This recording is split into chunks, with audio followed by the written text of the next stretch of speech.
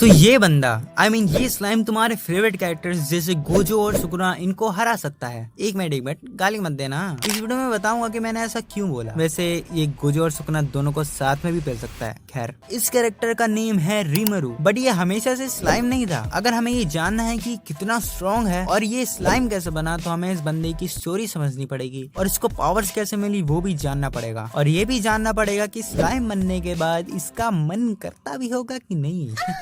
देखो, मैं वीडियो ज्यादा लंबी नहीं रखने वाला, आराम से सिंपल तरीके से सब कुछ बताऊंगा। चलो चलते हैं रीमरू के पास्ट में। पास्ट लाइफ मतलब उसके पिछले जन्म में।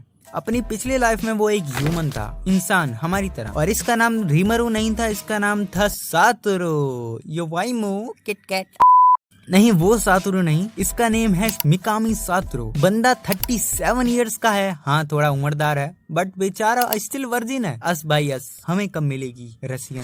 मिकामी अपने एक जूनियर से मिलने जा रहा था क्योंकि उसके जूनियर को अपनी बंदी से मिलवाना था मिकामी को। बेचारा अभी तक वर्जिन है, 37 इयर्स का हो गया, और उसका जूनियर दोस्त उसे अपनी बंदी से मिलवाने ले जा रहा है। दुख दर्द पीड़ा। ये लोग खाना खाने जा रहे होते हैं, लेकिन रास्ते में एक चोर भागते हुए इनकी तरफ आता है और वो मिकामी के जूनियर को मारने ही वाला होता है, लेकिन मिकामी उसे बचा लेता है, बट यहाँ पे खुद घायल हो जाता है और ऑफ कोर्स उसे चाकू लगा है। तो अब यहाँ पे उसकी एंडिंग हो रही है, बट हैप्पी एंडिंग नहीं, क्योंकि यहाँ पे नई शुरुआत होगी। बट उसके पेट में चोट लगी होती है और मिकामी बोलता है कि मुझे बहुत ज्यादा गर्मी लग रही है, दर्द हो रहा है। तो अचानक से एक नई आवाज उसके सामने सुनाई देती है, मतलब उसके कान में सुनाई देती है, और वो नई आवाज बोलती है हीट रेजिस्टेंस चालू हो गया है, दर्द बंद कर दिया गया है और आर्टिफिशियल बॉडी तैयार कर दी गई है। और उसे ऐसे ही कई पावर्स मिलती हैं और उसे ग्रेट सेज की भी पावर मिल जाती है। बट कंफ्यूज मत होना, उसे ये पावर्स अभी नहीं मिलेंगी, उसे ये पावर्स मिलेंगी नए जन्म में। मतलब नए जन्म मान लो या फिर एक नया प्लेनेट मान लो, उधर उसे पावर्स मिलेंगी और वो वहीं पे जन्म लेगा। मरते मरते वो अपने जूनियर दोस्त को बोलता है कि मेरे मरने के बाद मेरी कंप्यूटर को जला देना और पानी में डुबा देना और उस कंप्यूटर को खत्म कर देना, क्योंकि उस लैपटॉप में 4K में पड़ी हुई है। खैर, वो यहाँ पे न्यू दुनिया में पहुंच जाता है और वो उधर एक स्लाइम बना हुआ होता है। यहाँ पे उसे लगातार एक वॉइस सुनाई दे रही होती है जो उसे गाइड करती है, उसे बताती है कि उसमें क्या क्या पावर्स हैं, वो क्या क्या कर सकता है, मतलब एवरीथिंग। और इसे ग्रेट सेज ही बोलते हैं। ये जो आवाज सुनाई दे रही है ना, इसे ग्रेट सेज ही बोलते हैं। यहाँ पे वो स्लाइम बन चुका होता है, बट अभी तक उसका नाम नहीं रखा गया, तो हम उसे अभी स्लाइम ही बोलेंगे। उसे यहाँ पे कई चीजों के बारे में पता चलता है, जैसे कि वो कई चीजें अपने अंदर ले सकता है, मतलब कि खा सकता है, ले नहीं सकता, क्या बोल रहा हूँ मैं। यहाँ पे वो कई चीजें खा सकता है और उसके पेट में अनलिमिटेड जगह है, मतलब वो कुछ भी रख सकता है अपने पेट में, डोरेमोन की पॉकेट की तरह। हाँ, डोरेमोन की पॉकेट मान लो, बट डोरेमोन की पॉकेट से अलग इसमें एक चीज है, वो है कि वो पेट में ही दवाई बना सकता है। वो कई चीजें पेट के अंदर बना के बाहर निकाल सकता है, यहाँ तक कि वो किसी भी डीमन या जानवर को मारेगा और उसको खा लेगा तो उस डीमन या फिर जानवर की पावर्स भी उसे मिल जाएंगी और वो उसके ही शेप में भी आ सकता है, मतलब उसी डीमन या फिर जानवर की शेप में भी आ सकता है। एनिमे के स्टार्ट में हम ये भी देखते हैं कि वो पानी में डूब रहा होता है और उसका जो ग्रेट सेज है ना, वो उसे नई स्किल दे देता है जिससे वो पानी के ऊपर चल सकता है। अब तुम ये समझ लो कि वो जब भी मरने वाला हो या फिर कोई भी प्रॉब्लम में हो, तो वो अपनी कुछ भी चीजों का हल निकाल ही लेगा। वैसे जो ग्रेट सेज की पावर है ना, यह आगे चलकर और भी इवॉल्व हो जाती है और काफी स्ट्रॉन्ग बन जाती है, बट ये तो बहुत आगे की बात है। खैर, यहाँ पे हमें एक स्टॉर्म ड्रैगन भी दिखता है जो कि स्लाइम का दोस्त बन जाता है और ये अपने स्लाइम का नेम रखता है। हाँ, यही स्लाइम का नेम रखता है और इसका नेम रखता है रीमरू टेम्पेस्ट। वैसे स्टॉर्म ड्रैगन भी बहुत ज्यादा खतरनाक है, तुम गोजो और सुकुना से कंपेयर कर सकते हो इसकी पावर्स। चलो, अब हमें ये पता चल गया कि रीमरू को पावर्स कैसे मिलती है। फिर से बता देता हूँ, चीजों को एब्जॉर्ब करके और डीमंस को खा के या फिर उनको भी एब्जॉर्ब करके उसको उनकी पावर्स मिल जाती है और वो कई चीजें बना भी सकता है। वैसे यहाँ पे वो इस समय डीमन है। हाँ, स्लाइम डीमन ही माना जाता है इस दुनिया में, और वो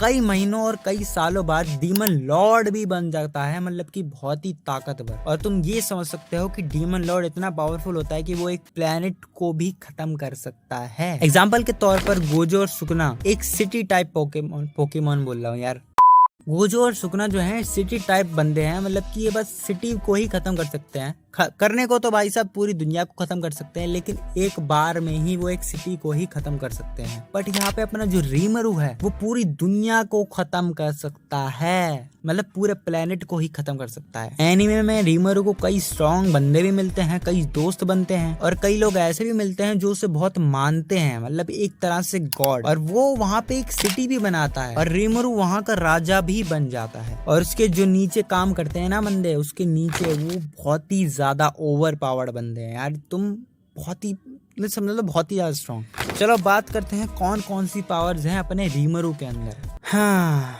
regeneration, shape shifting, barrier create करना, magic, advance magic, fear haki, lifting strength, power nullification, pain manipulation, बहुत सारी पावर्स। रीमरू में पॉइजन का कोई भी असर नहीं होता। उसके पास जो फियर हाकी है ना, उससे वो अपने अपोनेंट को बिना लड़े ही मार सकता है, मतलब मार नहीं सकता, डरा के ही उसकी फाड़ के रख सकता है। शेप शिफ्टिंग से वो कुछ भी बन सकता है। और उसकी जो सबसे पावरफुल स्किल है, जो कि मैं बता चुका हूँ, वो किसी की भी पावर्स को अपने अंदर ले सकता है। भाई साहब वो किसी भी चीज को जब अंदर ले सकता है तो वो मतलब किसी भी चीज को अंदर ले सकता है, तुम समझ ही सकते हो। उसे तुम दुनिया का सबसे पावरफुल वेपन दे दो और वो उस वेपन जैसे कई वेपन्स बना देगा, वो भी और ज्यादा इनहेंस करके। वैसे एक प्रॉब्लम तो है, बंदा स्लाइम बन चुका है, तो ये सवाल जरूर था कि उसका मन करता होगा करने का, मतलब हाँ वही करने का मन करता होगा क्या। भाई स्लाइम तो बना हुआ था, ये तो मैंने इसका कभी डोरेमोन छोटा वाला नहीं देखा कभी। हाँ जब ये शेप शिफ्टिंग करके कुछ और बन जाता है तब हो सकता है कि इसके पास हो, बट वो दिखाया नहीं गया। और इसकी एक प्रेमिका भी बनी थी जो कि मर गई थी और उसके ही बॉडी में ये रहता है, मतलब उसकी बॉडी ले ली थी इसने। खैर चलो अब हम देखते हैं गोजो और सुकुना से अगर भड़वा दो इस रीमरू को तो कौन जीतेगा। हम यहाँ पे 1v1 नहीं करेंगे, हम यहाँ पे करेंगे 1v2। देखो गोजो के पास है इन्फिनिटी और डोमेन एक्सपेंशन और पर्पल वगैरह पता नहीं वगैरह वगैरह क्या है। सुकुना के पास है बहुत सारी कर्स एनर्जी और मेलोवेंट शाइन, डोमेन एक्सपेंशन, जो कि तुम समझ सकते हो बहुत ही ज्यादा स्ट्रॉन्ग है। बट सीधी सिंपल बात बोलूं तो यहाँ पे दोनों मिलकर भी रीमरू का कुछ नहीं बिगाड़ सकते। रीमरू के पास प्रेडेटर और ग्रेट सेज की स्किल्स हैं, एबिलिटीज हैं, इनके सामने ये दोनों कुछ भी नहीं है। अगर मान के चलो ये दोनों अगर भारी पड़ जाए रीमरू के ऊपर, जो कि नहीं होने वाला है कभी, बट फिर भी अगर ये दोनों भारी पड़ते हैं तो रीमरू इवॉल्व हो जाएगा। तुम्हें बताया था ना, ये अपनी कठिन परिस्थितियों में भी इवॉल्व हो जाता है और मरने वाला होता है तो नई नई स्किल्स भी सीख जाता है। तो हाँ यहाँ पे वो नई नई स्किल्स सीख के इवॉल्व होके गोजो और सुकुना को पेल लेगा। और एक बात बोलूं, रीमरू को यहाँ पे लड़ने की भी जरूरत नहीं है, क्योंकि उसके जो चेले चपाटे हैं ना वही गोजो और सुकुना को पेल देंगे। भाई उसके पास खुद की आर्मी है भाई, आर्मी। देखो भाई सिंपल भाषा में रीमरू बहुत ही ज्यादा स्ट्रॉन्ग है। गोजो और सुकुना से कंपेयर इसलिए करा था क्योंकि उनके फैंस बहुत ही ज्यादा टॉक्सिक होते हैं यार। पर्सनली मेरे को गोजो बहुत पसंद है, बट ये एनिमे है, इधर सब एक से बढ़कर एक कैरेक्टर्स हैं, तो इसीलिए किसी को अपना फूफा नहीं बनाना चाहिए। आई होप तुम मेरी बात समझे होगे और तुम्हें पता चला होगा कि रीमरू बहुत ही ज्यादा पावरफुल बंदा है। वैसे तुम लोग ये एनिमे देख सकते हो, हिंदी में है, यूट्यूब पे है और इसका नेम है that time I got reincarnated as a slime. वैसे अगर वीडियो अच्छी लगी है तो लाइक जरूर कर देना और ऐसे ही वीडियोस के लिए सब्सक्राइब जरूर कर देना और कमेंट में जरूर बताना कि तुम्हें और कौन सी वीडियो चाहिए और कौन से टॉपिक पर। तो मिलते हैं नेक्स्ट वीडियो में, तब तक के लिए